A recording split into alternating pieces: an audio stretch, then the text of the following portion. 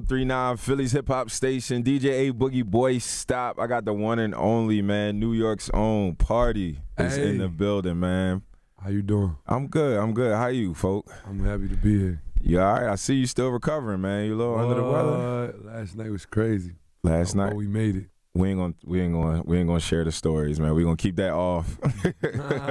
Keep that off the air, man. The mixtape is out now, though. It is. Underrated. It's available everywhere. Everywhere. How's it feel? How's it feel to have a project actually moving now? I know the single was carrying, the brand for so long, but the project is officially out. Yeah, it feels amazing. That was one of the things I was emphasizing, was getting out this whole body of work so I could give people like different perspectives of me all at once. You know what I'm saying? The singles are driven towards a certain way or a certain that, you know what I mean? But I wanted to give people the opportunity to really sit with something, pick out their favorite songs, and navigate like through my story and see how we got here.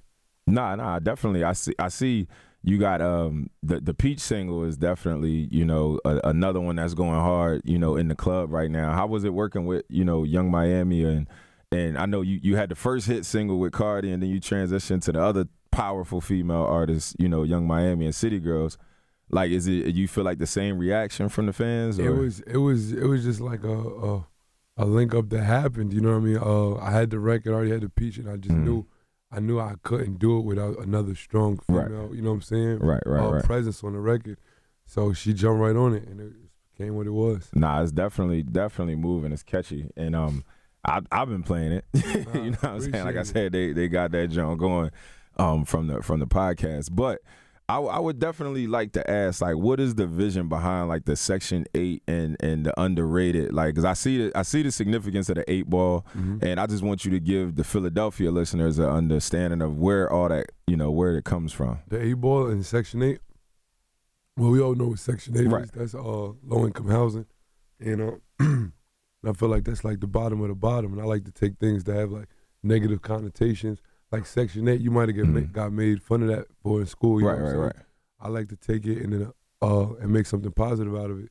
The 8 ball, they have a saying called behind the 8 ball, and that means like you in a place of discomfort or extreme stress or pressure. Right. You know what I'm saying? So behind the 8 ball, that's where you at when you on the bottom. So I just took that and I'm like, yo, we gonna make that win. We gonna take those pressure situations and we gonna win out of them. We gonna take that person that's on the bottom and we gonna show them how to be winners. Understood. And so that's how we branded it, Section 8. Definitely. Is there significance of being labeling the mixtape underrated? Underrated. It was just for so many reasons. One, because that was like a common theme in all of the comments I would get from people that heard my music, from people under my YouTube videos. They'd be like, oh, yo, you mad underrated. Yo, you underrated. You should be that. And I also knew that I was known for other things, but not for my artistry. Right. So I felt like as far as an artist, I was underrated. I wasn't properly placed on, where I should be. And I also knew that coming out that this tape wouldn't be like the most talked about tape. It wouldn't be like, yo, highly anticipated like some other projects.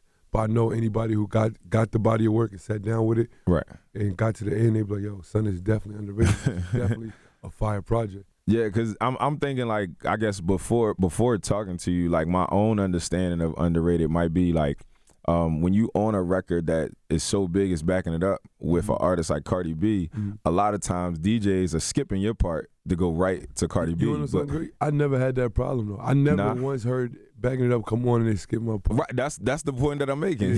You know what I'm saying? Is that you actually had a strong presence on the song that made me feel like, yo, he might be underrated because we not skipping it. Like, we starting it, you know what I mean? Like, let's get it straight. Yeah. So that was, I'm commending you for that, for the most part. Because a lot of times when you, like I said, you have a strong artist on there, people is going they like to go straight to who they know. You know what I mean? But that presence is there. Or take that right out the box. Like, you know what I'm saying? First time seeing this person on a song and he right there with one of the most popping. Right. You know what I'm saying? Definitely. I see before the Underrated project, you had another mixtape. That was some years ago. Not supposed to be yeah. Right. Yeah, that was like 2015. Yeah. Now, did you take your time purposely to make sure that you put together a collective or a collection that was solid once you got the buzz, or did it kind of just like, you were doing music all throughout that time period? I was definitely doing music throughout. I just think things fall into place when it's time for them. Because I made music, I had other tapes planned and ready to go, but it seemed like the time just didn't present itself for it to drop and for me to give it as much attention as I wanted to. And I'm a perfectionist, so I'm like real nitpicky. Like, all right, bet.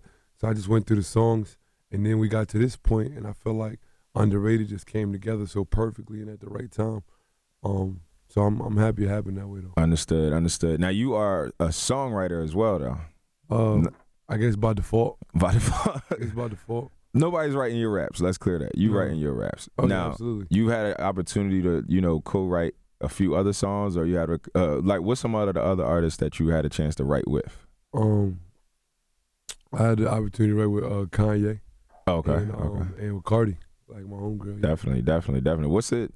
Because you did mention being a perfectionist, so working with another perfectionist that we, identify as Kanye. What was it like being in the studio and kind of like creating music?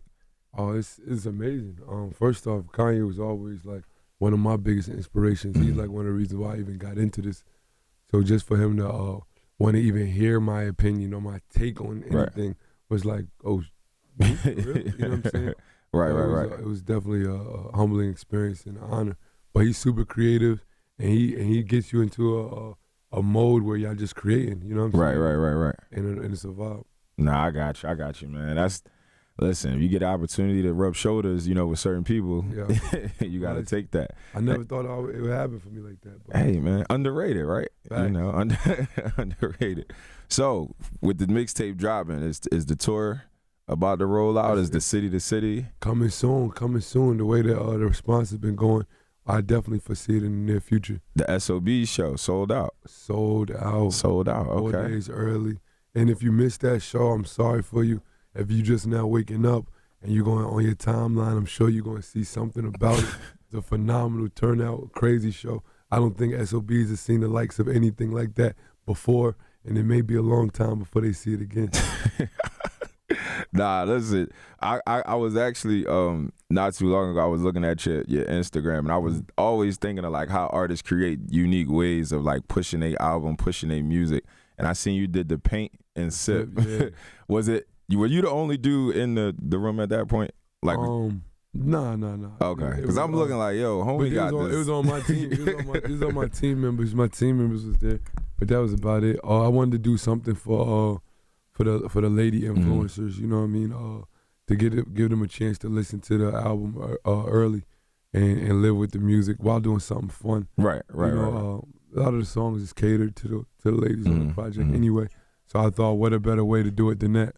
Nah, that's definitely, like I said, pushing the envelope and basically taking, marketing and promotion, to another level. So I felt like you met women at the actual point of level, right? Like, you know what I'm saying? We do that, yeah. We sip, we paint, whatever, and then it's hosted by a party, man. Right. But what do you want to tell your female listeners and your male listeners and your fans in this region? Before you slide out, anything you want to leave them with? Anything you want to? Yo, I challenge anybody that can hear me right now, hear my voice, go listen to Underrated from 1 through 14, and I'll definitely be your favorite rapper, one of your favorite rappers by the time you get to the end. What's your favorite song off the tape right now? I keep getting that question, and it switches every time. But if I had to do like a quick play-by, like go through 3 songs, I'm not there yet. Pay Your Bills, Underrated. If I had to go just through 3, I'll go with those. Nah. I rock with those. I told you Peach is my favorite. I also like the joint you did with Offset. Yeah, Offset too. Right. So you see all this fire he bringing up. Listen, you gotta hear it. If you don't hear it, you're gonna just be out the loop, man. You gotta tune in.